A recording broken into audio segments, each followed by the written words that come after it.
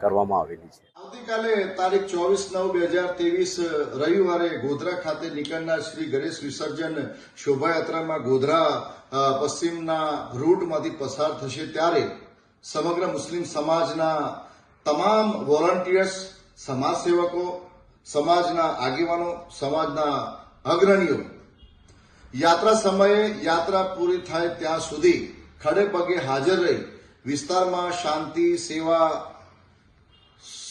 સુરક્ષા, સલામતી, ભાઈચારો, બંધુત્વની ભાવના અને સૌહાર્દભર્યું વાતાવરણ તથા હૂંફ બની રહે તેવા ઉમદા હેતુથી જિલ્લા વહીવટીતંત્ર અને જિલ્લા પ્રશાસન સાથેથી ખભેથી ખભા મિલાવી સમગ્ર સમાજ તરફથી સાથ સહકાર આપી સૌના સહિયારા પ્રયાસના ભાગરૂપે તેમજ ગોધરા શહેરમાં શાંતિ, સલામતી અને વિશ્વાસ બની રહે તેવા ઉમદા પ્રયાસ કરવા માટેની ખાતરી, વચન, વિશ્વાસ અને દિલાસો આપીએ છીએ।